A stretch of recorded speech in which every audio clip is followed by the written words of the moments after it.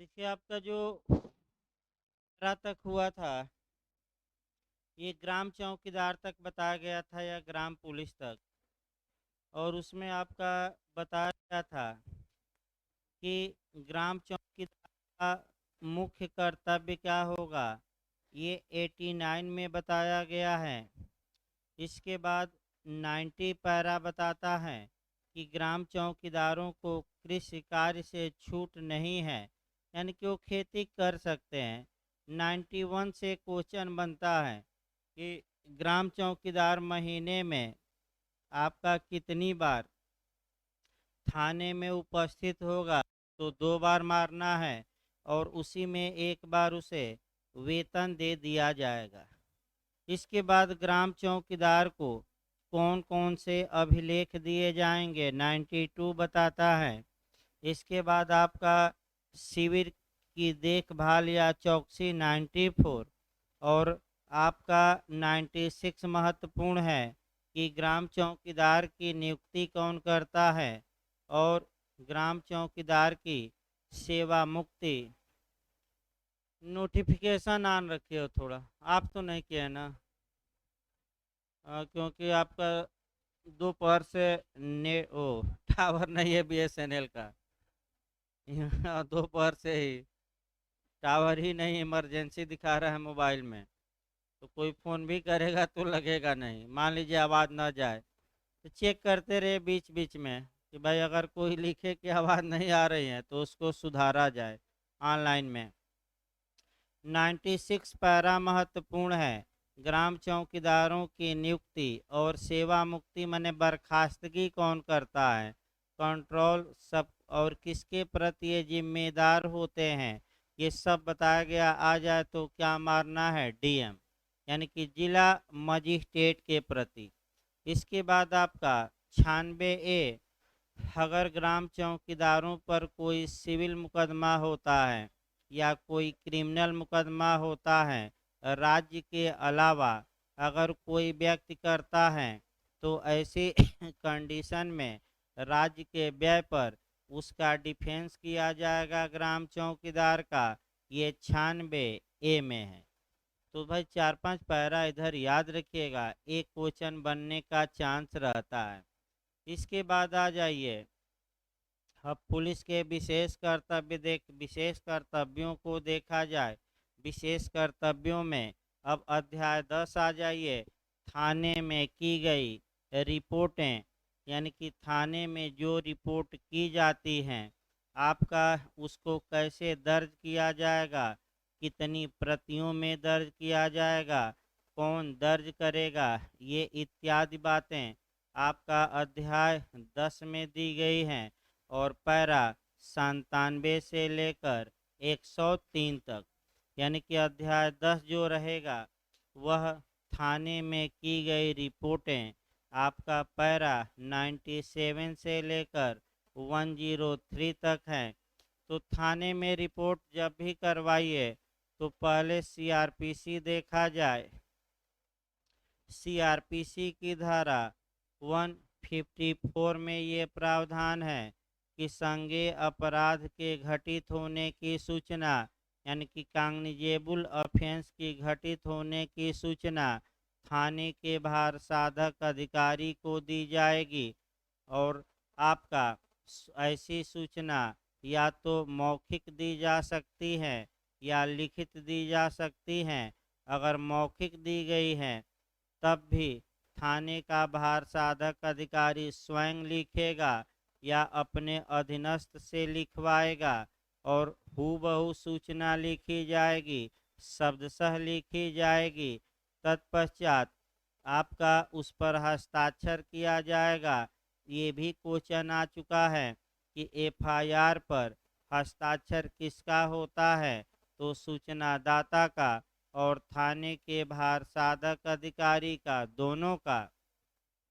FIR में बताया था कितनी प्रतियों में लिखी जाएगी, आपका सामान्यतः 3 प्रतियों में। अब ये सीआरपीसी न बताकर ये पुलिस रेगुलेशन बताएगा कि 3 प्रतियों में लिखी जाएगी। तीनों प्रति कहाँ कहाँ जाएगी। इसके बाद आपका अब 154 में तमाम संशोधन हो चुके हैं और आपका उसके बाद थाने की मुद्रा लगाई जाएगी और एफआईआर लिखने के लिए थाने का भार साधक अधिकारी बाउंड हैं, बाध्य हैं। जो नया केस आया है ललिता कुमारी बनाम उत्तर प्रदेश राज्य, ललिता कुमारी का केस। असंज्ञेय मामलों में इत्तला दिलवा दीजिए तब पैरा शुरू किया जाए।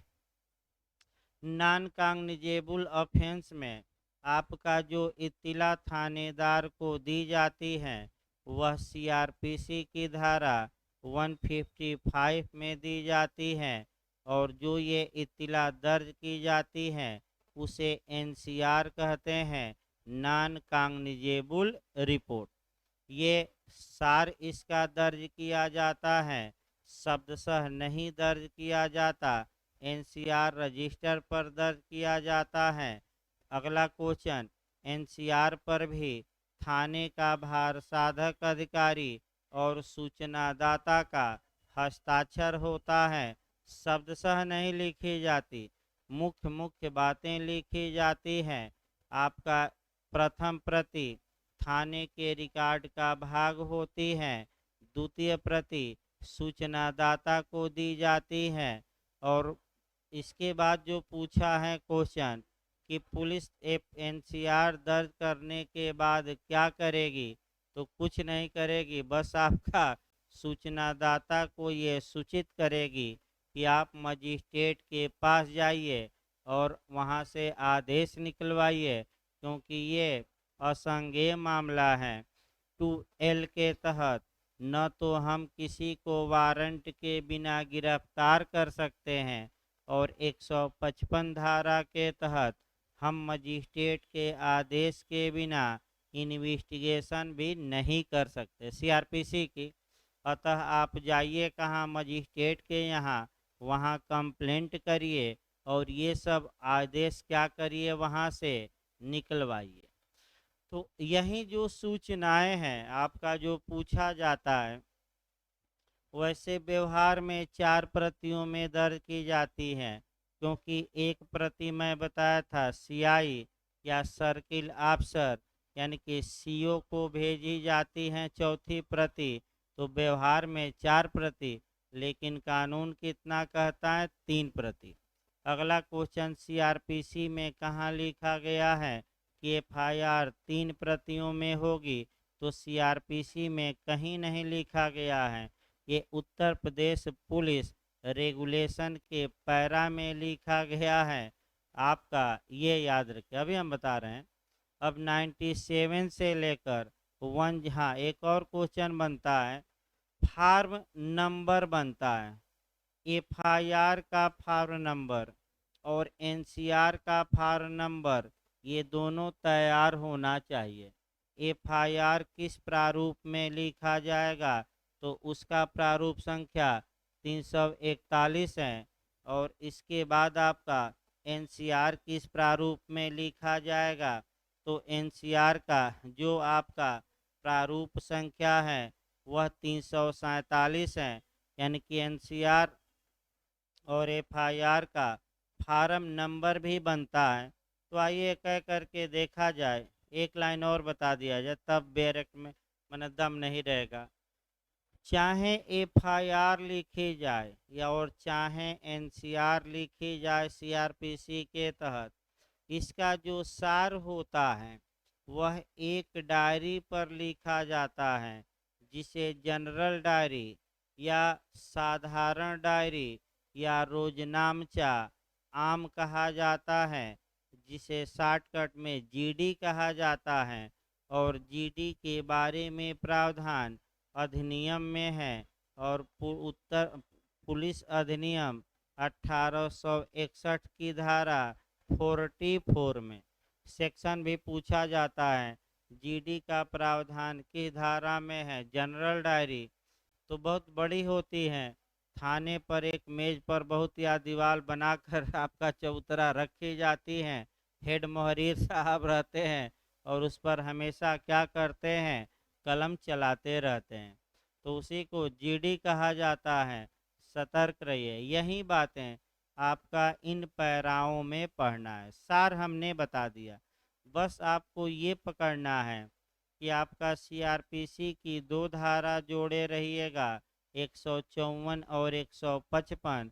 उसी का विस्तृत रूप दिया गया है अध्याय 10 में और पैरा 97 से लेकर 103 तक में। अब एक एक देखिए, आपका पैरा 97 देखा जाए, संज्ञेय अपराध की प्रथम सूचना रिपोर्ट अंकित करने का नियम क्या है। इसमें आपका सुप्रीम कोर्ट के डिसीजन को भी ध्यान में रखना पड़ेगा, और वह जो डिसीजन है आपका ललिता कुमारी, लिख लीजिए उसी पर, बेरक पर लिख लेना चाहिए, ललिता कुमारी बनाम उत्तर प्रदेश राज्य का केस है, जिसमें कि स्पष्ट कहा गया कि एफआईआर दर्ज करना बाध्यकारी है। तो अगर पुलिस थाने का भार साधक अधिकारी एफआईआर दर्ज ही नहीं करता तो वह दंड का भागी होगा, और आईपीसी की किस धारा में पूछा जाता है, 166 ए। उसको लिख लीजिए, तो एफआईआर दर्ज करने से डिनाई करना, अलग कहीं कोरिलेट कर लीजिए, बेरक या कहीं भी, एफआईआर दर्ज करने से इनकार करना पुलिस अधिनियम नहीं, आईपीसी की धारा 166 ए के तहत दंडनीय है, 166 ए। देखिए 97, अब बेरक पढ़ना है, कुछ बातें आपका बताना है। बैलूम नहीं जा रहे हैं क्या? देखिए जोड़ा गया ना ये बीच वाला, अंदर आकर बैठिए, जगह है, कोई दिक्कत नहीं है भाई, अंदर बैठ जाए भाई, गर्मी तो नहीं उतना, मौसम सही है। हम आ रहे थे, बारिश हो रही थी, खुद ही बैग वैग रखना पड़ा, और अंदर बैठिए, जगह तो है, इधर बैठ जाइए, पीछे बैठ जाइए, कोई दिक्कत नहीं भाई, बैठिए हो। देखिए आपका पैरा 97 शुरू किया जाए, संज्ञेय अपराध की प्रथम सूचना रिपोर्ट अंकित करने के नियम पैरा 97 में दिया गया है। अब देखिए क्या नियम है। जब कभी किसी संज्ञेय अपराध को कारित किए जाने संबंधी सूचना थाने के भार साधक अधिकारी को दी गई है तो संज्ञेय अपराध की रिपोर्ट, चेक रसीद बुक, ये भी पूछा जाता है, इसको चेक रजिस्टर कहते हैं, चेक रसीद बुक में, यानी कि चेक रजिस्टर उत्तर प्रदेश में कहते हैं, चेक रसीद बुक, पुलिस फार्म संख्या 341, अंडरलाइन कर लीजिए, फार्म संख्या पूछा जाता है। 341 में 3 प्रतियों में तुरंत लिखी जाएगी, तो लिखी जा सकेगी कि लिखी जाएगी, तो यहाँ से भी निकलता है कि पुलिस अधिकारी क्या है, ऐसी सूचना लिखने के लिए बाध्य है। और ललिता कुमारी का भी केस आया कि बाध्य है, नहीं लिखता तो 166 ए आईपीसी के तहत ऐसा पुलिस अधिकारी दंड का क्या होगा, भाग। एफआईआर कितनी प्रतियों में लिखी जाती है, 3, ये किस पैरा में बताया गया है, 97 में। एफआईआर किस रजिस्टर पर लिखा जाता है, चेक बुक रसीद या चेक रजिस्टर पर, उस रजिस्टर का प्रोफार्मा नंबर, फार्म संख्या क्या है। 4-5 क्वेश्चन बन गए, 341, 5 क्वेश्चन बन गए। सीआरपीसी में कहीं नहीं लिखा है 3 प्रति, कहाँ लिखा है, पैरा 97। अगला देखिए, अगला इसमें देखिए, प्रारंभिक अन्वेषण द्वारा वास्तविक तथ्य सुनिश्चित होने के लिए समय देने के लिए किसी प्रकार विलंब न करके यह कार्यवाही शीघ्र की जाएगी। यद्यपि यह असत्य प्रतीत होता हो तो भी तुरंत लिखनी चाहिए रिपोर्ट। यदि रिपोर्ट मौखिक दी गई है तो व्यक्ति जो रिपोर्ट करता है, आपका वास्तविक शब्द जो के त्यों, तो बताया गया कि अगर एफआईआर शब्दशः लिखी जाती है, यानी कि जो के त्यों, तथा यदि कोई प्रश्न किया जाए तो उसके उत्तर समेत लिख लिया जाना चाहिए, और उसके बाद जो आपका मौखिक रूप से दिया है सूचना, उसे पढ़कर सुनाया जाना चाहिए। उसके बाद आपका तीनों प्रतियों पर अलग अलग उसका साइन या अंगूठा चिन्ह लेना चाहिए। तो तीनों प्रतियों पर एक साथ साइन किया जाएगा कि अलग अलग किया जाएगा? अलग अलग किया जाएगा। यहाँ एविडेंस की धारा 62 और 63 से भी क्वेश्चन बनता है, सतर्क रहना है। प्राथमिक साक्ष्य और द्वितीयक साक्ष्य को मिलाकर फिर देखिए यहाँ साइन या अंगूठा चिन्ह देखा जाए। अगर पुलिस अधिकारी अपेक्षा करता है तो जो व्यक्ति सूचना दिया है, एफआईआर दर्ज कराया है, नियम कहता है कि एफआईआर की तीनों प्रतियों पर उससे पृथक पृथक यानी कि तीनों पर अलग अलग साइन करवाया जाए। ये कौन कहता है आपका? ये पैरा 97। अब अगर यहाँ भी एक क्वेश्चन बना लीजिए, यदि सूचनादाता साइन करने या अंगूठा चिन्ह लगाने से डिनाई कर देता है तो इसका क्या परिणाम होगा? तो ऐसा सूचनादाता दंड का भागी होगा। आईपीसी की एक और धारा तैयार रखिए, 180 180। तो एक और धारा यहाँ को रिलेट करना है, कौन सी?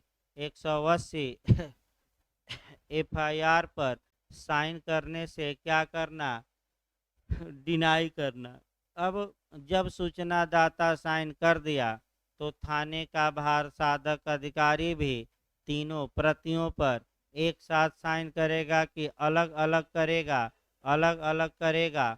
और आपका ये याद रखिए, अब ये है कि अगर पहली प्रति पर साइन की गई और दूसरी और तीसरी प्रति पर कार्बन से साइन उतर गई है तो तीनों प्रतियां आपका प्राथमिक साक्ष्य नहीं मानी जाएगी। प्रथम प्रति प्राथमिक साक्ष्य और दो दो कार्बन से उतरा है कौन? द्वितीयक। लेकिन अगर अलग अलग तीनों पर साइन किया गया है तब क्या होगा? तो तीनों आपका जो साइन होगा माने तीनों जो प्रति होगी वह प्राथमिक साक्ष्य धारा एविडेंस के 62 में मानी जाएगी। ये क्वेश्चन आपका आ चुका है, गलत ना हो, एविडेंस में आया, एफआईआर जहाँ भी ये नियम लगे। जैसे कि आपका पोस्टमार्टम रिपोर्ट पूछा था पिछली बार, कितनी प्रतियों में बनती हैं? 3 प्रतियों में वो भी बनती है। और एफआईआर कितनी प्रतियों में लिखी जाती हैं? 3 ही प्रति में, सतर्क रहना है। अगला देखिए, यदि लिखित रिपोर्ट प्राप्त हुई है तो उसकी प्रतिलिपि बनानी चाहिए, किंतु पत्रवाहक का हस्ताक्षर या अंगूठा निशानी लेने की आवश्यकता नहीं है। सभी अवस्थाओं में थाने के प्रभारी अधिकारी को तीनों भागों में से प्रत्येक पर हस्ताक्षर करना चाहिए और इसके बाद थाने की क्या लगा दी जाएगी? मुद्रा। तो बताया तो गया अभी कि तीनों पर अलग अलग थानेदार करेंगे साइन किए कई साथ अलग अलग। इसके बाद आइए, कौन प्रति कहाँ भेजी जाएगी? तो आपका सीआरपीसी बहुत ज़्यादा डिटेल में इस बारे में नहीं बताती। सीआरपीसी केवल ये बताती हैं कि मूल प्रति 157 धारा के तहत न्यायिक मजिस्ट्रेट को भेजी जाएगी और दूसरी प्रति तत्काल और निःशुल्क सूचनादाता को दी जाएगी 154 सीआरपीसी के क्लास 2 में। और तीसरी प्रति का क्या होगा? इस बारे में सीआरपीसी मौन है। तो मौन है तो उस कमी को कौन पूरा करेगा? पैरा 97। तो आप लोग बता दीजिए, पैरा 97 के अनुसार प्रथम प्रति जो होगी वह अधिकारिता रखने वाले न्यायिक मजिस्ट्रेट को भेजी जाएगी। द्वितीय प्रति सूचनादाता को यानी कि जो एफआईआर कराया है उसे तत्काल और निःशुल्क दी जा सकेगी कि दी जाएगी? दी जाएगी। झारखंड ने ये क्वेश्चन बनाया, बाध्यकारी है कि विवेक है? बाध्यकारी। और तीसरी प्रति आपके थाने के रिकॉर्ड का भाग होगी। व्यवहार में 4 प्रति, चौथी प्रति किसको भेजवाइएगा? सीओ को। एफआईआर एविडेंस में भी जोड़ते रहिए, 2 4 धाराएं। एफआईआर धारा 35 पहले देखना है एविडेंस की, कि लोक कर्तव्य में जो बातें लिखी जाती हैं वे बातें रेलेवेंट होंगी, तो एविडेंस की धारा 35। अब एफआईआर एक पब्लिक डॉक्यूमेंट है, लोक दस्तावेज है, तो एविडेंस की धारा 74। तो लोक दस्तावेज है तो समाज का कोई भी व्यक्ति इसकी प्रमाणित प्रति पा सकता है, तो आपका 76 एविडेंस की धारा। अब जहाँ भी ज़रूरत पड़े प्रमाणित प्रति को पेश किया जाए एफआईआर की, तो एक सेक्शन और बढ़ जाना है, 77 यानी कि 77। और जब प्रमाणित प्रति एफआईआर की पेश की जाती हैं तो 79 एविडेंस याद रखिएगा। न्यायालय यह उपधारणा करेगा कि एफआईआर में लिखी गई बातें और लिखने वाला सब कुछ सही था कि गलत? सही। तो 4 धाराएं और याद रखनी है 35 के साथ। 74 लोक दस्तावेज हैं, 76 में प्रमाणित कापी, 77 में पेश किया जाए, और 79 में इसके बारे में क्या किया जाएगा? एविडेंस की धारा प्रिजम्पशन यानी कि उपधारणा, अनुमान। अब आइए आपका अगला देखा जाए, तीनों कहाँ कहाँ जाएगी आपका, ये कह सकते हैं कि बता दिया गया। हाँ, अब ये है कि आपका कह सकते हैं कि जो मूल कापी है वह वरिष्ठ अधिकारियों के माध्यम से आपका मजिस्ट्रेट के पास भेजी जाती है। तो सीआरपीसी की धारा आप जोड़ेंगे 1, आपका 58 की जो प्रारंभिक रिपोर्ट होती है या जो घटना की रिपोर्ट होती है उसी के साथ एफआईआर की कापी 157 सीआरपीसी के तहत मजिस्ट्रेट, न्यायिक मजिस्ट्रेट को भेजी जाती हैं। तो 158 पूछा है कि रिपोर्ट भेजने का ढंग क्या होगा, किसके माध्यम से भेजी जाएगी? यूपीएपीओ में बन चुका है, तो एक लाइन वरिष्ठ अधिकारियों के माध्यम से। तो किन वरिष्ठ अधिकारियों के माध्यम से? जिसे राज्य सरकार क्या करे? विहित करे। ये भी याद रखिए, राज्य सरकार निर्धारित करती है। तो प्रथम सूचना रिपोर्टों को देर से भेजने का अभ्यास नहीं किया जाना चाहिए, जल्दी भेजा जाना चाहिए, और सामान्यतः एसपी के माध्यम से। और अगर किसी इलाके में सहायक एसपी या डीवाईएसपी है तो उसके माध्यम से भेजा जाना चाहिए। यानी कि जो 157 सीआरपीसी और 158 है, तो किसके माध्यम से भेजी जाएगी? यानी कि माध्यम का साइन कर देते हैं। तो अगर कहीं आपका असिस्टेंट एसपी या डीवाईएसपी किसी इलाके में नहीं है तो एसपी साइन कर देंगे, तब भेजी जाएगी। और अगर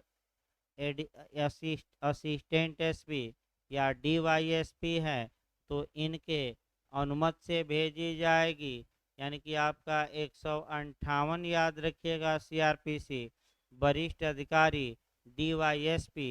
तो जो सीओ होते हैं वहीं डीवाईएसपी भी होते हैं, तो सीओ के माध्यम से भेजी जाती हैं, ये याद रखिए। वो साइन कर देता है और उसके बाद मैं ज़्यादा इतना कहाँ समय है, साइन कर दिया, रिपोर्ट कहाँ पहुँच गई? न्यायालय में। तो न्यायालय में बताइए डायरेक्ट पुलिस लेकर जाती है कि एपीओ साहब के माध्यम से? एपीओ के माध्यम से, क्योंकि सरकार के लिए कौन नियुक्त किया गया है? तो एपीओ का कार्य क्या है कि पुलिस और मजिस्ट्रेट के बीच आपका माने बीच में कार्य करना, पुलिस की जो भी बातें हैं किसके समक्ष रखना? मजिस्ट्रेट के समक्ष रखना। यही एपीओ का मुख्य कार्य है। मैंने जितना रिपोर्ट उद्घोषणा कराना हो, कुर्की का आदेश कराना हो, दस्तावेज पेश करना हो, सब किसके माध्यम से होगा? एपीओ के माध्यम से होगा। ये भी याद रखिए, आगे बताया जाएगा। इस प्रकार आपका एफआईआर समाप्त हो गया। यहाँ से क्वेश्चन आपका 98 पैरा बताता है कि सभी रिपोर्टों और प्रविष्टियों को स्पष्ट और पठनीय लिखना चाहिए।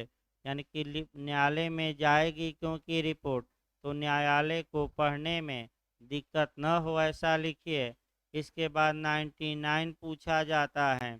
99 ये है कि रिपोर्ट का सार या एफआईआर का सार किस रजिस्टर में लिखा जाता है। तो पहले भूमिका में मैं बताया कि एफआईआर तो चिक रजिस्टर पर लिखा जाता है आपका, लेकिन एफआईआर का सार या मुख्य बातें एक अन्य रजिस्टर पर उतारी जाएगी। उसे जीडी कहा जाता है। जनरल डायरी पुलिस अधिनियम की किस धारा में है? 44 में। जीडी को कौन मंगा सकता है पूछा जाता है? डीएम। कौन मंगा सकते हैं? डीएम। और जीडी आपका रोजनामचा खास है कि आम कहा जाता है? रोजनामचा आम।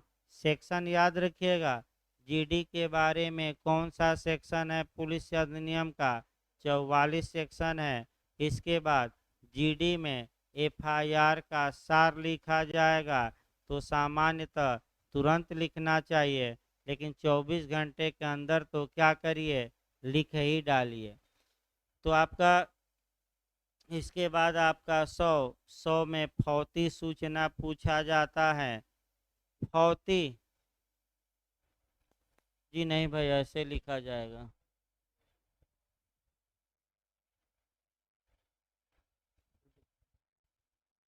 फौती सूचना कभी काल उपनाम पूछ लिया जाता है। देखिए फौती सूचना क्या होती है, इंटरव्यू में भी पूछा गया है, हो सकता है पूछ ले आपका नए नए क्वेश्चन कि फौती सूचना का प्रावधान किस पैरा में है। तो उसको लिख लीजिए पैरा नंबर 100 में। यानी कि जब थाने का भार साधक अधिकारी अपने हलके में, हलके मतलब क्षेत्र में, एरिया में निकला हो और आप वहाँ उसको रिपोर्ट करते हैं कि हजूर संज्ञेय अपराध हुआ है, तो इसी को फौती सूचना कहा जाता। मैंने थाने पर आकर नहीं, बल्कि थानेदार कहाँ घूम रहा है, इलाके में बाहर आप मिले सड़क पर और आपका बताए कि हजूर ये आपका मौखिक बताए कि हजूर ये अपराध संज्ञेय हुआ है, आप कार्यवाही करिए, तो थानेदार कहेंगे कि आप लिख कर दीजिए। और लिख कर अगर समय लगेगा तो किसी पुलिस वाले से भिजवा देंगे थाने पर, और नहीं समय लगेगा तो खुद ही लेकर उसको क्या करेंगे, सूचना को जाएंगे। तो फौती सूचना थाने पर नहीं दी जाती, बल्कि कब दी जाती है? जब थानेदार क्या है, हल्के में टहल रहा होता है, मैंने गश्त पर रहता है जो भी। तो फौती सूचना का प्रावधान लिख लीजिएगा, उपनाम किस धारा में है, किस पैरा में है? 100 में। देखिए थानाध्यक्ष द्वारा थाने के बाहर मौखिक रिपोर्ट प्राप्त होने पर कार्यवाही। यदि थाने का प्रभारी अधिकारी संज्ञेय अपराध की मौखिक रिपोर्ट उस समय प्राप्त करे, लिखित में नहीं, मैं फिर बता दूं कैसे, ओरल मुख से बोलकर रिपोर्ट उस समय प्राप्त करे जबकि वह थाने से बाहर हो और तुरंत अन्वेषण करना आरंभ करना चाहता है, तथा जिस व्यक्ति ने रिपोर्ट किया है उसकी उपस्थिति अलग से न की जा सके,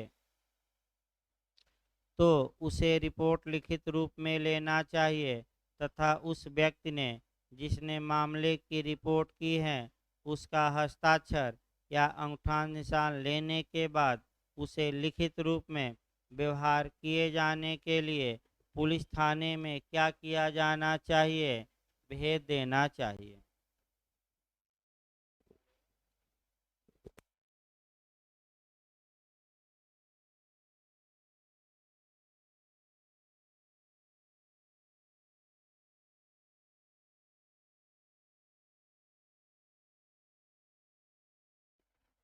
देखिए आपका ये फौती सूचना कहलाती है। 101 अपराध की विशेष सूचना। तो आपका अपराध की विशेष सूचना 101 में है, छोड़ दीजिएगा।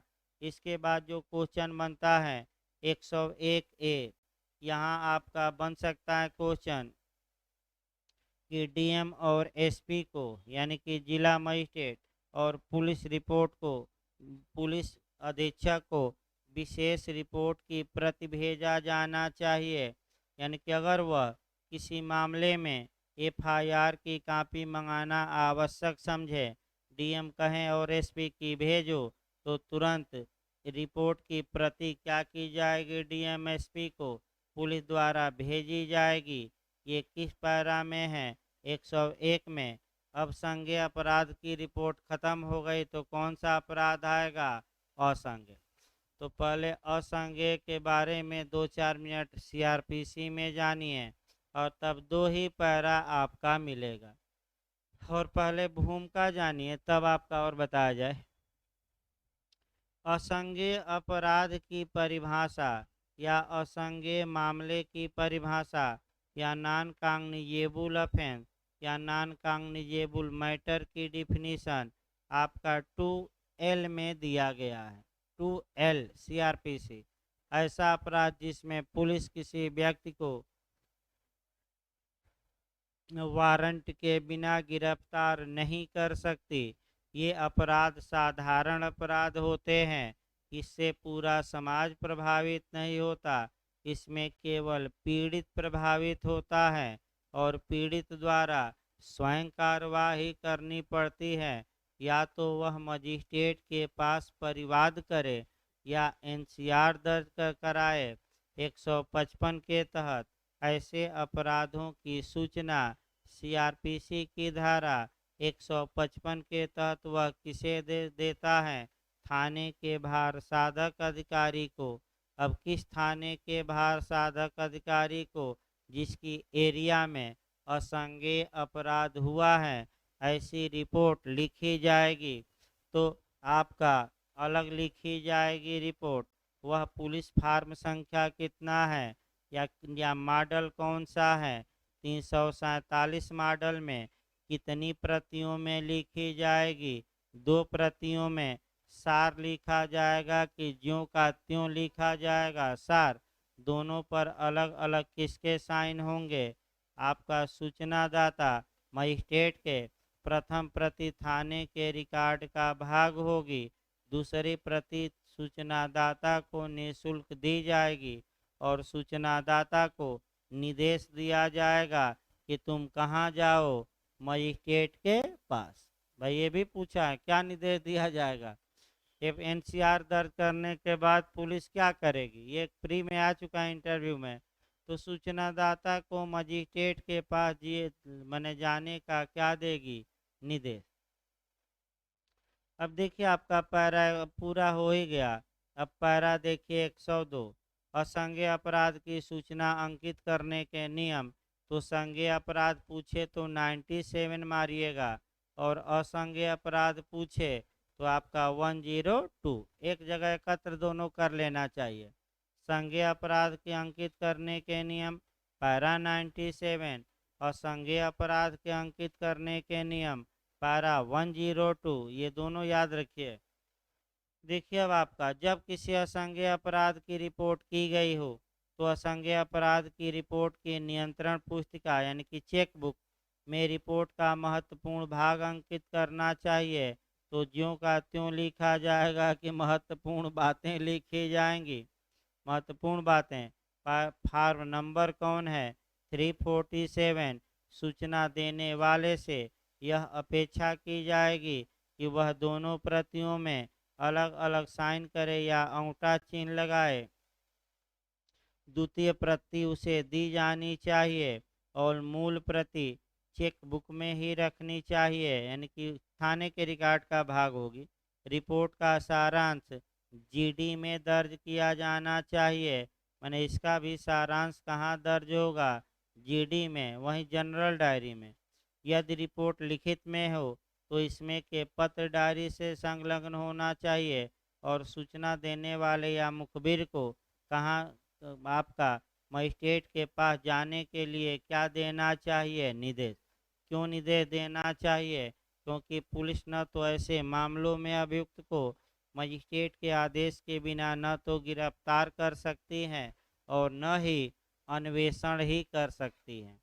अगला देखिए 103, सूचनाओं को शुद्धता से लिखने और प्रति हस्ताक्षरित करने का थाने के भार साधक अधिकारी का दायित्व। तो चाहे एफआईआर लिखें थानेदार या लिखवाएं, या एनसीआर लिखें या लिखवाएं, आपका दोनों पर साइन ठीक से करें और दोनों ऐसा लिखा जाए, शुद्धता से लिखा जाए। ये नहीं कि बोल कुछ और रहा है और आप लिख दिए कुछ और। शुद्ध होना चाहिए। इस प्रकार आपका थाने पर की गई रिपोर्टें भी क्या हो गई? समाप्त। अब जब रिपोर्ट दर्ज ही हो गई तो इन्वेस्टिगेशन करा दीजिए। इस चैप्टर से भी आपका मान के चलिए कि 1 या 2 क्वेश्चन बनने के चांस रहते हैं। आपका एक तो आपका जो क्वेश्चन इधर से बनता है, यानी कि 7-8 पैरा महत्वपूर्ण है। अगला अध्याय आ जाइए, आपका अध्याय 11 इन्वेस्टिगेशन से। और जब भी आप अन्वेषण कराइए कौन कौन सा पैरा महत्वपूर्ण है, यानी कि 8-9 पैरा, इधर 7-8 पैरा हर हाल में आपको तैयार करके जाना है। क्योंकि आपका देखिए कहाँ से बनता है, तो आपका 104 से लेकर और 128 तक है ना, 128 तक है, देखिए 128 तक है। देखिए इसमें आपका क्या क्या मिलेगा, पहले देख लिया जाए। एक तो जब ये चैप्टर पढ़िए तो सीआरपीसी का अध्याय 12 154 से लेकर और 176 तक की जो धाराएं हैं फुल फॉर्म में चलेगी। मैं बता दूं इसलिए चलेगी कि इन्वेस्टिगेशन में आपका जो प्रावधान सीआरपीसी में है वही प्रावधान थोड़ा और विस्तृत कर दिया जाएगा इस चैप्टर में। तो एकदम शुरुआती दौर से पहले भूमिका बांधिए और उसके बाद आपका कुछ पैरा महत्वपूर्ण है, जैसे घटना स्थल का नक्शा नज़ीर पूछा जाता है, 114 पैरा में रट कर जाइएगा। फिर पुलिस अधिकारी क्या मृत्युकालिक कथन लिख सकता है कि नहीं? लिख सकता है। मजिस्ट्रेट लिख सकता है कि नहीं? लिख सकता है। अन्वेषण कब कितने दिनों में पूरा किया जाना चाहिए, फिर अन्वेषण के बाद पुलिस क्या करेगी, फिर अगर आपका जो अभियुक्त हैं गिरफ्तार किया गया पागल हैं तब क्या होगा, तमाम बातें आपका इधर पूछी जाती हैं। तो भाई सतर्क रहना है। तमाम मजिस्ट्रेट द्वारा कन्फेशन लिखना, पुलिस द्वारा लिखना, तमाम चीज़ें इधर इस चैप्टर में अच्छी अच्छी मिलेंगी। चांस रहता है एक क्वेश्चन बनने का कम से कम। अब कम से कम 7-8 पैरा मेन इधर याद रखिए जहाँ से क्वेश्चन बने हैं। भाई नए क्वेश्चन तो 2-4 हम बताएंगे ही, लेकिन जो क्वेश्चन रिपीट हुए हैं कम से कम वे गलत ना हो। जैसे नक्शा नज़ीर हो गया, तो नक्शा नज़ीर बनाया जाता है घटना स्थल का, पैरा याद रखिए 114। दिक्कत आएगी तो किसकी सहायता दरोगा जी लें? लेखपाल या पटवारी की। एमपी में पटवारी कहा जाता है।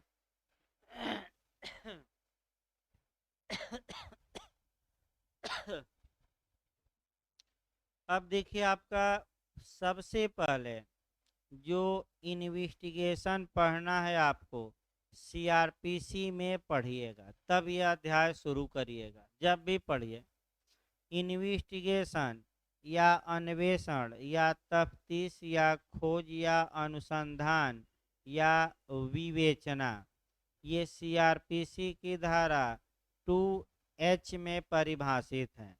अन्वेषण पुलिस अधिकारी द्वारा किया जाता है मजिस्ट्रेट या न्यायालय कभी भी अन्वेषण नहीं कर सकते। ये पुलिस को आदेशित कर सकते हैं अन्वेषण के लिए, या पुलिस के अलावा किसी अन्य व्यक्ति को प्राधिकृत कर सकते हैं अन्वेषण के लिए, लेकिन न्यायालय या मजिस्ट्रेट कभी भी अन्वेषण नहीं करते।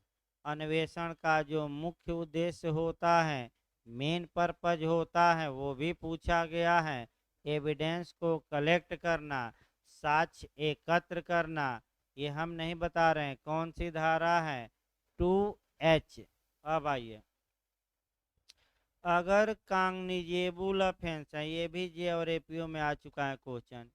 अगर संज्ञेय अपराध है, कॉग्निजेबल ऑफेंस है, तो सेक्शन 156 अप्लाई होगा। 156 जरूर याद रखिए। 156 का क्लाज 1 ये बताता है कि अगर मामला संज्ञेय है तो पुलिस अधिकारी स्वतः अन्वेषण कर सकता है, मजिस्ट्रेट के आदेश की आवश्यकता नहीं है। 156 का क्लाज 3 बताता है कि मजिस्ट्रेट भी, यानी कि न्यायिक मजिस्ट्रेट भी संज्ञेय मामलों में पुलिस को अन्वेषण का आदेश दे सकते हैं। आपका 156 के किस क्लाज में, 3 में। 156 के क्लास 3 में एक केस भी पूछा जाता है। कौन श्रीवास्तव है भाई? हाँ, प्रियंका श्रीवास्तव बनाम उत्तर प्रदेश राज्य, कि जब भी आप एफआईआर के लिए लाज कराने का आदेश देने के लिए आप एप्लीकेशन दीजिए, तो उस एप्लीकेशन के साथ एक शपथ पत्र लगाइए कि जो मैं कह रहा हूँ बातें वो सत्य हैं। आपका एक लगाना पड़ेगा क्या, आपका एप्लीकेशन। प्रियंका श्रीवास्तव बनाम उत्तर प्रदेश राज्य का केस याद रखिएगा, पूछ सकता है। 156 के किस क्लाज में, 3। अगला क्वेश्चन जो आपका यूपी जे में एपीओ में बना है कि संज्ञेय मामलों में अन्वेषण मजिस्ट्रेट के आदेश के बिना पुलिस कर सकती है, मजिस्ट्रेट के आदेश से कर सकती हैं, दोनों, इनमें से कोई नहीं। अच्छा क्वेश्चन बनता है, तो क्या मार्क कराएंगे, दोनों। क्यों दोनों मार्क कराएंगे? क्योंकि 156 1 कहता है कि मजिस्ट्रेट के आदेश के बिना करिए। 156 3 कहता है कि किसके आदेश से, मजिस्ट्रेट के। सतर्क रहिए, 2-3 बार ये मॉडल आया है। अब असंज्ञेय मामलों में अन्वेषण देखा जाए। असंज्ञेय मामलों में पुलिस स्वतः अन्वेषण नहीं कर सकती, केवल और केवल मजिस्ट्रेट के आदेश से ही कर सकती है। मजिस्ट्रेट 155 के तहत अन्वेषण का आदेश देता है, यानी कि 155। जब तक अन्वेषण का आदेश न दिया जाए तब तक पुलिस किस मामले में विवेचना या तफ्तीश नहीं कर सकती। तो आपका जवाब रहेगा असंज्ञेय। तो अगला मॉडल बनता है कि असंज्ञेय अपराध में पुलिस स्वतः अन्वेषण कर सकती है, मजिस्ट्रेट के आदेश से कर सकती है, दोनों, इनमें से कोई नहीं। तो यहाँ दोनों ना मारिए, यहाँ किसके आदेश से असंज्ञेय मामलों में, मजिस्ट्रेट के आदेश से। अगला देखिए अब आपका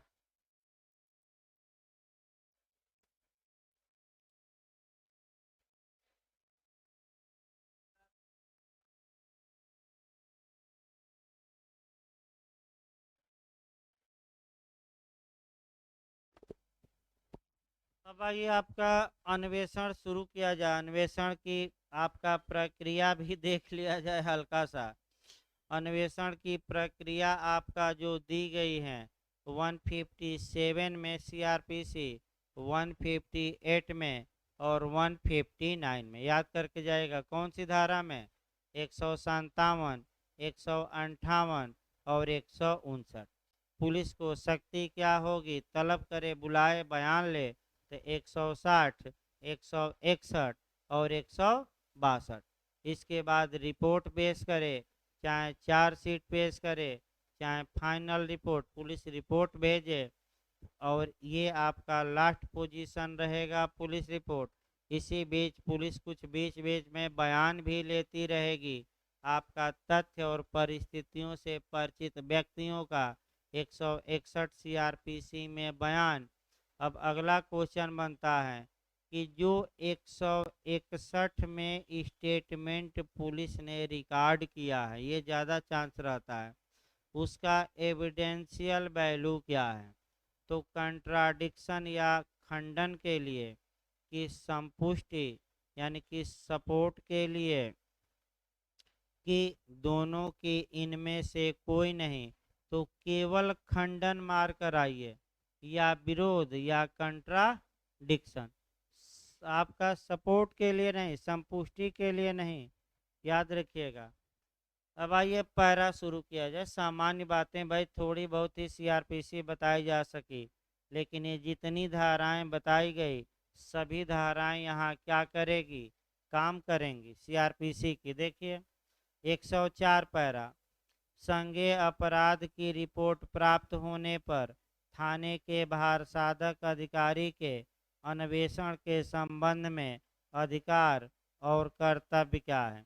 तो जब थानेदार को संज्ञेय अपराध की रिपोर्ट प्राप्त हो, तो थानेदार को अगर ये देखता है कि अन्वेषण करना उचित है तो अन्वेषण करे, और ये देखता है कि अन्वेषण करना उचित नहीं है तो अन्वेषण करने से क्या कर सकता है, इनकार। इनकार भी कर सकता है।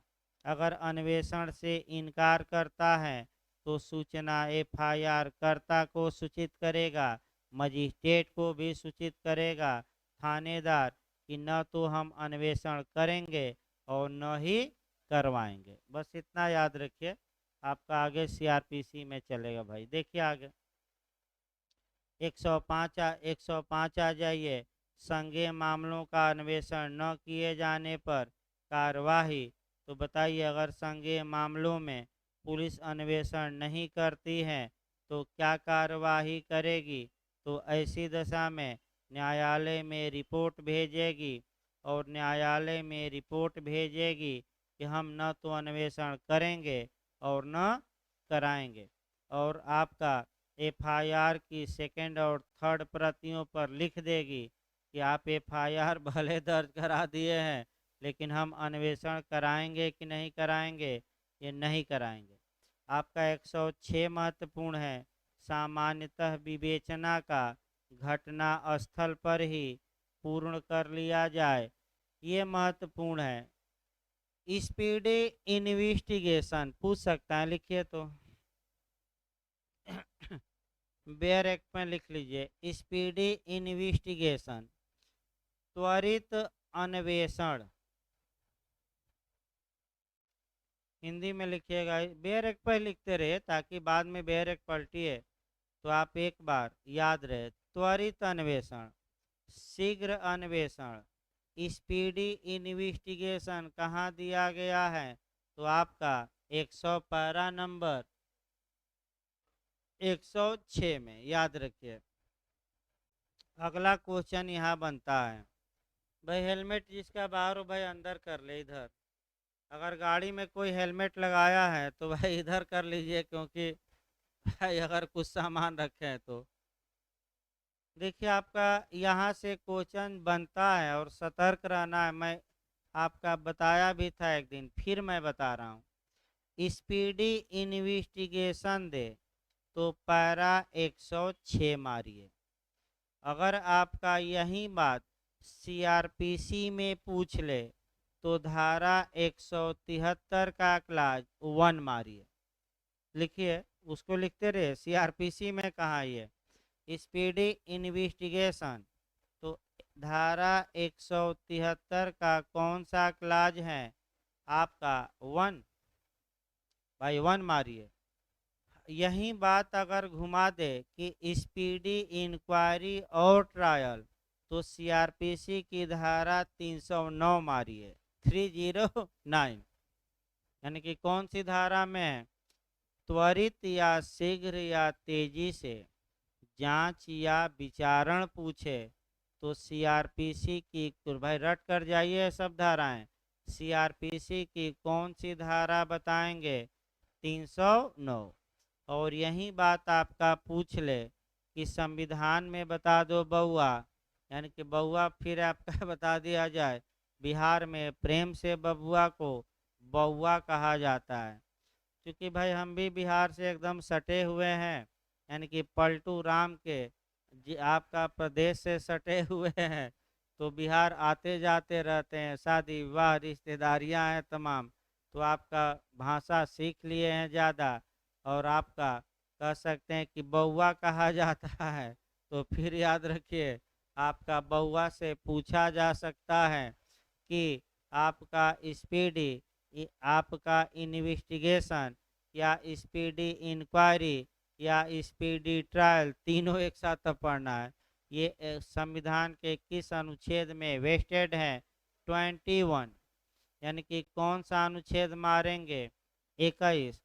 केस अगर पूछे कि पहले तो स्पीडी जो ट्रायल है वह एक फंडामेंटल राइट है, केस पूछ ले तो आपका हुसैन आरा खातून बनाम बिहार राज्य। आरी ना लिखिएगा भाई। अमृत भाई कहाँ के हैं? बिहार के? आरा के कि कहाँ के? हाँ, देखिए आपका लीडिंग क्वेश्चन पूछा गया तो जवाब नहीं दे पा रहे हैं। आ रहे हैं क्या कि पटना के? तो कह दीजिए इनमें से कोई नहीं, और क्या ऑप्शन आपके। हाँ भाई, छाता लेकर दे दीजिए, नहीं तो छाता कांड समाप्त हो। क्योंकि आपका देख रहा हूँ छाता में डिले हो रहा है। पता लगा कि भाई बिहार में डीएपी और छाता उता लेकर क्या हुए, निकल गए।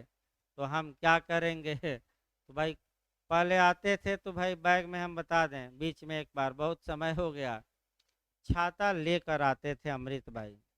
और कई लोग छाते के पीछे पड़े थे कि दो छाता लिए हैं तो एक छाता क्या कर दीजिए, हमें दे दीजिए।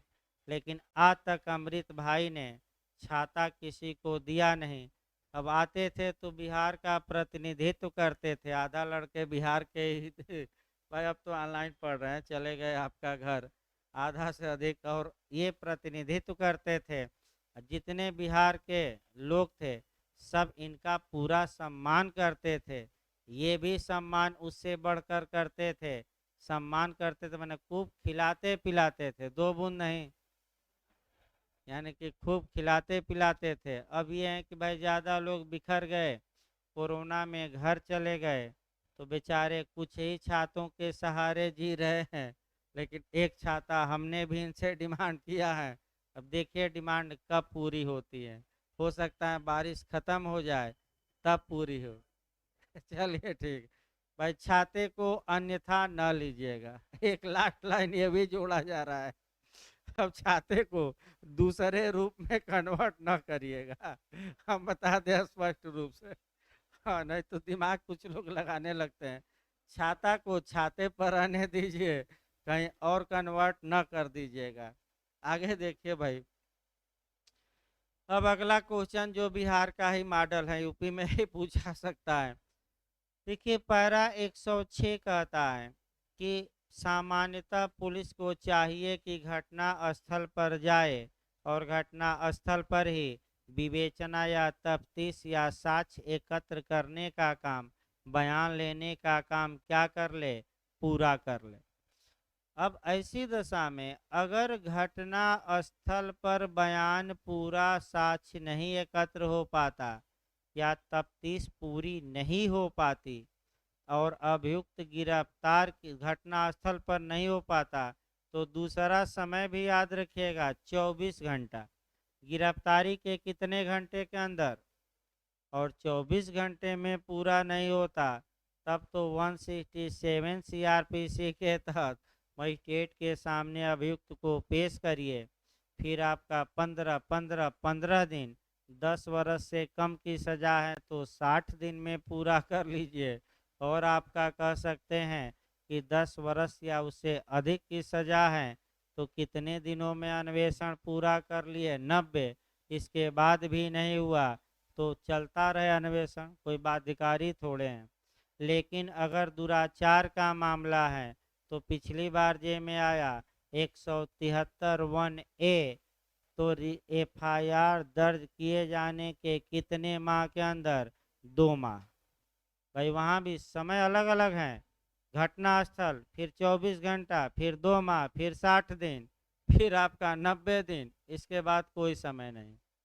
तो हर एक आपका समय क्या है इन्वेस्टिगेशन का, अलग अलग है। इसको भाई अगला देखिए 107 अन्वेषण अधिकारी का कर्तव्य। तो कर्तव्य फिर तीनों याद कर लीजिएगा। आप एक एक कर्तव्य याद रखिए। आपका पहला हमने बताया था कि घुड़सवार पुलिस का कर्तव्य किस पैरा में है? तो 79। आपका ग्राम चौकीदार का मुख्य कर्तव्य कहाँ दिया गया है? 89। और अन्वेषण अधिकारी का कर्तव्य किस में है?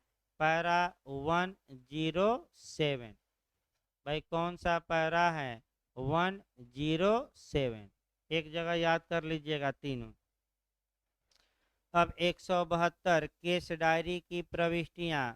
तो केस डायरी में जो पूछा जाता है ये CRPC में डिटेल में चलता है। 172 में CRPC में इसको CD कहते हैं, केस डायरी कहते हैं, रोजनामचा आपका खास कहते हैं, आम नहीं खास कहा जाता है। इसका प्रावधान CRPC की धारा, जोड़ लीजिएगा उसी पर, की धारा में है 172 में। प्रत्येक अपराध के अन्वेषण के लिए अलग अलग डायरी होगी। उस डायरी पर अन्वेषण से संबंधित बातों को लिखा जाता है। किसने सूचना दी? FIR क्या था? कब हम अन्वेषण प्रारंभ किए, कब समाप्त किए, किनसे हम क्या किए, पूछताछ किए, अंत में निष्कर्ष निकालिए। CD जब तैयार हो गई तो ऐसी दशा में सील बंद की जाती हैं और सील बंद करके किसको भेजी जाती हैं? न्यायिक मजिस्ट्रेट को। और जब एक बार CD न्यायिक मजिस्ट्रेट के यहाँ पहुँच गई तो आप मांग नहीं सकते, बस स्मृति ताज़ा करने के लिए आईओ मांग सकते हैं। तो फिर एविडेंस की 3 धाराएं पुराने लोग बताएं तो स्मृति ताज़ा एविडेंस की किस धारा में की जाती हैं? 159। बयान दिलवा दीजिए 160। और स्मृति ताज़ा विपक्षी का अधिकार 161। क्रॉस एग्जामिनेशन हो सकेगा कि नहीं? हो सकेगा। जो बयान दिया स्मृति ताज़ा करके मेमोरी रिफ्रेश कर। 3 धाराएं खूब पूछी जाती हैं। तो आपका केस डायरी का प्रारूप संख्या पूछा जाता है 342 है। अब फिर तीनों का प्रारूप संख्या याद रखिए, बताइए तो। FIR का प्रारूप संख्या कितना था? 341। NCR का 347 और नहीं NCR, हाँ। और इसका आपका ये केस डायरी या CD का तो 342। भाई याद रखिए कौन सा? 342। इसके बाद चार्जशीट इत्यादि का फार्म संख्या आएगा, 6-7 फार्म नंबर याद किए जाते हैं, ये भी छोड़ दीजिए। 109 भी कम पूछा जाता है, छोड़ दीजिए। 110 आपका अन्वेषणकर्ता अधिकारी द्वारा किसी संदिग्ध को गिरफ्तार किया जाता है तब कार्रवाई, ये भी छोड़ दीजिएगा। आपका 111 किसी बंद स्थान की तलाशी लेते समय अपनाई जाने वाली सावधानियां क्या हैं? इसको पढ़ते समय आप धारा 100 CRPC पढ़िएगा। बंद स्थान की तलाशी कहाँ दी गई है? तो CRPC की धारा 100 का क्या किया जाएगा? पालन। उस पर जोड़ लीजिए, कम चांस रहता है। 111। 112 पूछताछ किए जाने वाले व्यक्ति को अनावश्यक परेशान न करना, तो CRPC में जोड़ लीजिए। अगर पुलिस पूछताछ करती है तो सीआरपीसी में भी तो यही बात है, न तो पुलिस उत्प्रेरणा दे, न धमकी दे, न वचन दे, न डरवाए, यानी कि मारपीट न करे। तो 163 जोड़ते रहिए पैरा पर एक एक लाइन। 112 पैरा को किस धारा से सीआरपीसी का जोड़ लेंगे? 163। और 111 को हमने किससे बताया? 100। 113 छोड़ दीजिए, 113 नहीं पूछा जाता। 114। अब इधर के 6-7 पैरा महत्वपूर्ण होंगे अगले। 114 पूछा जाता है, रटे रहिएगा। घटना स्थल का नक्शा नज़ीर बनाना। तो घटना स्थल का नक्शा नज़ीर बनाया जाएगा, यानी कि इसका मतलब ये हुआ कि घटना स्थल का एक नक्शा हत्या, डकैती और अन्य महत्वपूर्ण सेंध के मामलों में अन्वेषण अधिकारी को तैयार करना चाहिए। और आपका कह सकते हैं कि और किसी अन्य मामले में भी उसे तैयार करना चाहिए, जिससे ऐसा चित्र न्यायालय को या पर्यवेक्षण करने वाले अधिकारी को तथ्यों को उचित रूप से समझने में सहायता नक्शा करेगा। और यदि अन्वेषण अधिकारी आवश्यक शुद्धता के साथ मानचित्र तैयार करने में असमर्थ हैं, तो जहाँ तक हो सके उसे एक चित्र पर पटवारी माने यह जो आपका माने नक्शा नज़ीर है, इसको किससे तैयार कराना चाहिए? पटवारी या लेखपाल से। और और पटवारी या लेखपाल का साइन करा लेना चाहिए, कि ताकि ये लोग मुकरे न बाद में कि हम ही ने ये नक्शा क्या किया है तैयार। तो नक्शा नज़ीर बनाना चाहिए। अवसर अगर नहीं बना पाते दरोगा जी, तो किसकी सहायता ले, किससे बनवाएं? लेखपाल या पटवारी। और लेखपाल या पटवारी उस नक्शे पर क्या करेगा? साइन। तो पैरा याद रखिएगा कौन सा है? तो पैरा नंबर 114। भाई अच्छे से तैयार रखिएगा। इसके बाद आपका अन्वेषण अधिकारी द्वारा मृत्युकालिक कथन अभिलिखित करना। 115 भी पूछा जा चुका है। अब पहले डीडी लिखवाइए और डीडी के बारे में 4-5 नियम जानिए। उसके बाद आपका डीडी कौन लिख सकता है? आपका तो डीडी मतलब डाइन डिक्लेरेशन। 2-4 मिनट एक्स्ट्रा जाकर पढ़िए।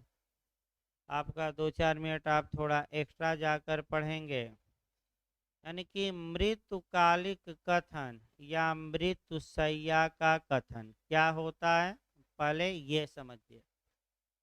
जब कोई व्यक्ति कोई कथन किया हो और उस कथन के बाद वह मर गया हो, भाई जिंदा बचेगा तब नहीं, और उस कथन द्वारा उसने अपने मृत्यु के कारण के बारे में बताया हो, या उस संव्यवहार की परिस्थिति या उस हालात के बारे में बताया हो जिस हालात में उसकी क्या हुई? मृत्यु। तो चाहे ऐसा कथन आपका घटना के पूर्व किया गया हो या घटना के बाद किया गया हो, या आपका मृत्यु की आशंका में किया गया हो या बिना मृत्यु की आशंका में, और चाहे सिविल मामला हो या क्रिमिनल मामला हो, सब में साक्ष्य के रूप में क्या किया जाएगा? पेश। लेकिन अब आया कि मृत्युकालिक कथन किसके समक्ष किया जा सकता है? तो किसी भी व्यक्ति के समक्ष। लेकिन सबसे महत्वपूर्ण या बल ज़्यादा किसका होता है? जब किसके यहाँ किया जाता है? मजिस्ट्रेट। पुलिस मृत्युकालिक कथन लिख सकती है कि नहीं? लिख सकती है। तो पुलिस को जब लगे कि इतना घायल हो गया है कि हो सकता है अस्पताल पहुँचते पहुँचते कहाँ पहुँच जाए? ऊपर। और मजिस्ट्रेट तत्काल मिल नहीं सकते, तो 2 गवाह बुलाए और पुलिस स्वयं मृत्युकालिक कथन क्या करे? लिखे। अगर वह व्यक्ति उसके बाद मर जाता है, तो ये 32 एविडेंस के तहत ये पुलिस द्वारा लिखा गया मृत्युकालिक कथन क्या होगा? सुसंगत होगा, डीडी माना जाएगा। तो पुलिस लिख सकती है कि नहीं? लेकिन कब? जब इमरजेंसी हो। नहीं तो सामान्यतः किसको बुलाकर लिखवाना चाहिए? मजिस्ट्रेट को। क्योंकि पुलिस लिखेगी तो थोड़ा बल क्या रहेगा, कम ज़्यादा, माने, और मजिस्ट्रेट लिखेंगे तो क्या रहेगा, प्रभाव ज़्यादा। अब देखिए इसी को 115 में 32 से जोड़े रहेगा। एविडेंस की धारा लिख लीजिए, कौन सा केस पूछा जाता है भाई, एक दो लाइन वो भी बताया जाए। मृत्युकाली कथन पर जो केस आपका है वह आपका कह सकते हैं कि पाकला नारायण स्वामी का केस है, क्वीन बनाम अब्दुल्ला का है, बिरधी चंद शारदा का है, रामनाथ माधव प्रसाद का केस है, और थीसिस ऑफ डाइन डिक्लेरेशन मृत्युकालिक कथन का सिद्धांत पूछा जाता है खुशाल राव। 5 केस रट्टा मार कर जाइए, कौन सा केस है, Khushal Rao. Thesis of dying declaration, पांचों केस भाई याद करना है जिनको देना है इस बार, पांचों केस याद करके जाइए। खुशाल राव का केस अभी जे में उत्तराखंड में पूछा गया था पिछली बार, हो सकता है कि यहाँ भी पूछ ले। तो अपने मृत्यु के कारण के बारे में बताया हो कि अन्यों के कि दोनों, तो किसके मृत्यु के कारण के बारे में, अपने। चलिए देखिए आपका 115, अन्वेषणकर्ता अधिकारी द्वारा मृत्युकालिक कथन अभिलिखित करना। तो एक मामला जिसमें एक व्यक्ति इतने भयानक रूप से आहत हुआ है कि अस्पताल में पहुंचने से पहले ही उसकी मृत्यु संभव है, जहां उसकी मृत्युकालिक घोषणा लेखबद्ध की जा सकेगी, तो अन्वेषण अधिकारी तुरंत दो सम्मानित व्यक्तियों की उपस्थिति में उसकी मृत्युकालिक घोषणा लेखबद्ध करेगा, लिपिबद्ध करेगा, और घोषणाकर्ता और साक्षियों का हस्ताक्षर या अंगूठा चिन्ह भी क्या करेगा, उस पर ले लेगा। लेकिन ये कब करेगा दरोगा जी, कब करेंगे, जब इस बात की संभावना हो कि अब ये जल्दी कहाँ पहुँच जाएगा, ऊपर। भाई याद रखिएगा। हाँ, आपका दिए, आपका अगला देखिए पैरा 116, व्यक्ति की कार्यवाही के शिनाख्त नियम। पैरा 117, वस्तु या माल की कार्यवाही के शिनाख्त नियम, यानी कि आइडेंटिटी। आइडेंटिटी मतलब पहचान, पहचान मतलब अनन्यता। तो व्यक्ति की भी पहचान की जाती है, वस्तु की भी पहचान होती है।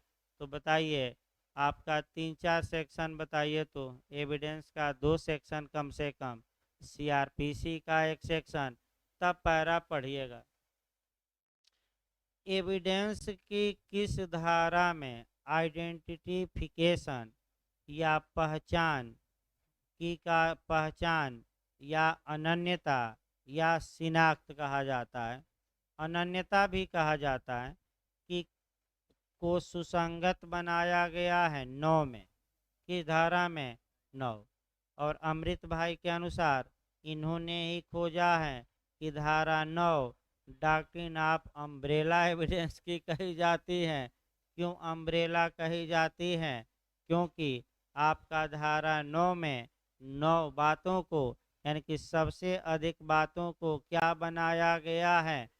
तो याद रखिए धारा 9 में कितने तथ्य रेलेवेंट बनाए गए, 9। तो उसमें व्यक्ति की पहचान भी सुसंगत है, वस्तु की पहचान भी। तो व्यक्ति की पहचान होगी तो किस पैरा में, 116, और वस्तु की पहचान कराएंगे तो 117। भाई याद करिए, लिख लीजिए। व्यक्ति की पहले व्यक्ति की पहचान है किस पैरा में, 116। फिर वस्तु की पहचान किस में है, ये पैरा 117। ये पहचान जो कराई गई है सुसंगत होगी कि धारा में, एविडेंस के 9 में। किसके समझ कराने पर बल ज़्यादा होगा, मजिस्ट्रेट के। तो तुरंत सीआरपीसी जोड़ लेना है, 3-4 बार क्वेश्चन आया है। शिनाख्त की कार्यवाही, सीआरपीसी की धारा 54A, कैपिटल ए लिख लीजिए, तो 2 बार 54A मिलेगा। एक आपका केंद्रीय संशोधन है और एक आपका सीआरपीसी में राज्य। तो पहचान परेड कौन संपादित कराता है, तो कार्यपालक मजिस्ट्रेट, लिख लीजिएगा उसको। सेक्शन पूछा गया गलत ना हो, सीआरपीसी का कौन सा सेक्शन है, आपका 54A। एविडेंस की एक धारा और यहाँ पढ़नी है 80, यानी कि एविडेंस की धारा 80। अगर कार्यपालक मजिस्ट्रेट ने शिनाख्त की कार्यवाही कराया है और वह पेश की जाती हैं कोर्ट में कार्यवाही का दस्तावेज, तो ये मानकर चलेगा न्यायालय कि सब कुछ सही था कि गलत। सही। तो किस धारा में? एविडेंस के 80 में। लेकिन अभियुक्त आपत्ति कर सकता है क्योंकि ये निश्चायक सबूत नहीं है, विधि की खंडनीय उपधारणा है। अगला देखिए, इसके बाद आपका पैरा 118 भी बना है कि विकृत व्यक्ति के अभियुक्त होने पर पुलिस द्वारा की जाने वाली कार्यवाही किस पैरा में दी गई है? तो आप 118, ये भी पैरा पूछा है, अंडरलाइन किए रहिएगा। विकृत व्यक्ति के अभियुक्त होने पर पुलिस क्या कार्यवाही करे? तो स्वयं डिसाइड न कर ले कि ये पागल हैं, छोड़े जाने के लिए उत्तरदायी हैं। पागल को सही ढंग से रखे, अन्य कैदियों से अलग रखे, उसका हाव भाव चाल चलन व्यवहार को डायरी में लिखे और मजिस्ट्रेट के यहाँ पेश करते समय सावधानी बरते कि कहीं मजिस्ट्रेट पर ही न कूद पड़े पागल, और ऐसी दशा में बांध कर पेश किया जाए। और तत्पश्चात आपका अपनी डायरी में लिख दे कि इनका हाव भाव आचरण ऐसा था। तो अन्य कैदियों के साथ रखा जाएगा कि अलग रखा जाएगा?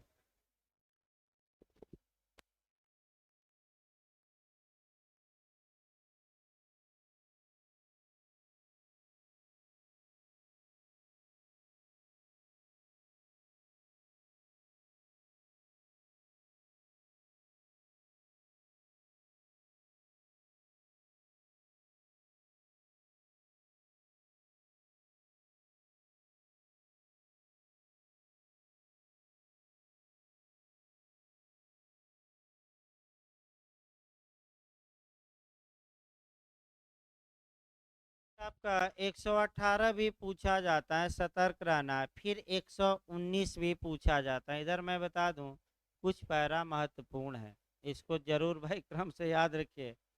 119 है कि मजिस्ट्रेट द्वारा कन्फेशन अभिलिखित करने के नियम। तो मजिस्ट्रेट द्वारा संस्वीकृति लिखने के नियम किस पैरा में है? बस पैरा याद रखना है 119। और लिखा आपका जाएगा सीआरपीसी में दी गई प्रक्रिया के अनुसार। तो 3 धाराएं सीआरपीसी की याद रखिएगा कि मजिस्ट्रेट संस्वीकृति आपका किस धारा में सीआरपीसी के लिखते हैं? 164 में। संस्वीकृति लिखने का मेथड या तरीका या ढंग कहाँ है? 281 में। और संस्वीकृति लिखने में गलती हो गई तो उस गलती का प्रभाव क्या होगा? 463, 463। तो अब 3 धाराएं वहाँ याद रखना है। और मजिस्ट्रेट द्वारा लिखी गई संस्वीकृति को ही एक नाम देते हैं जुडिशियल कन्फेशन, यानी कि न्यायिक संस्वीकृति। एविडेंस भी एक धारा उस पर जोड़ लीजिएगा कि मजिस्ट्रेट की साक्षात उपस्थिति में जो संस्वीकृति की जाती है अभियुक्त द्वारा मजिस्ट्रेट से, वह सुसंगत होगी। एविडेंस की धारा 26। तो देखिए कहाँ कहाँ से कोरिलेट करके इस पैरा को पढ़ना है। साक्ष्य अधिनियम की धारा 26 न्यायिक संस्वीकृति लिखी की धारा के तहत जाती है। सीआरपीसी 164 ढंग लिखने का कहाँ है? 281। और लिखने में गलती हो गई तो 463 सीआरपीसी। 120 आ जाइए। पुलिस अभिरक्षा में संस्वीकृति अभिलिखित करने के लिए नियम क्या है? ये आपका पुलिस न लिखे क्योंकि उसके द्वारा लिखा जाता है तो उसका कोई मतलब साक्ष्य में नहीं है। 121 पुलिस अभिरक्षा के लिए रिमांड तो पुलिस अभिरक्षा के लिए रिमांड मांगी जाती है, यानी कि पुलिस अपनी अभिरक्षा में अभियुक्त को मांगती है। तो आप लोग बताइए, ये सीआरपीसी की धारा के तहत पुलिस अभियुक्त को अपने कस्टडी में मांगती है पुलिस रिमांड, पुलिस अभिरक्षा 167, कौन सी धारा? तो गिरफ्तारी के कितने दिन के अंदर ही पुलिस अपनी कस्टडी या रिमांड या अभिरक्षा में अभियुक्त को मांग सकती है? तो गिरफ्तारी के प्रथम कितने दिन के अंदर? 15 दिन। 15 दिन के बाद अभियुक्त अगर जेल भेजा भी जाता है तो जुडिशियल रिमांड होगी, न्यायिक अभिरक्षा पुलिस को नहीं सौंपा जाएगा। सतर्क रहे, कितने दिन के अंदर? प्रथम 15। प्रथम 15 दिन का समय महत्वपूर्ण होता है। कुछ समय यहाँ न्यायिक अभिरक्षा में अभियुक्त भेजा जा सकता है, कुछ समय पुलिस अभिरक्षा में। आपका जैसे कि आपका श्रीकांत त्यागी हैं, गालीबाज नेता, अब सोशल में सुबह ही बताया गया कि सोशल मीडिया पर वायरल हो गया उसका वीडियो, और पूरा महकमा और योगी जी क्या पड़ गए उसके पीछे, और 2 दिन में घर और बिल्डिंग और सब फार्चूनर और कारें क्या हो गई जब्त। सब जब्त हो गया, अभी खोजा जा रहा है ये और कहाँ रखा है।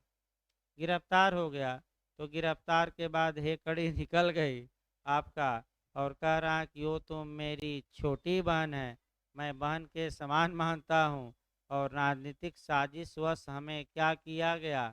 अब वीडियो क्या बहन जैसे तुम वीडियो में बोल रहे हो, बहन रहती तो अब वो सोचा कि कौन क्या बिगाड़ लेगा।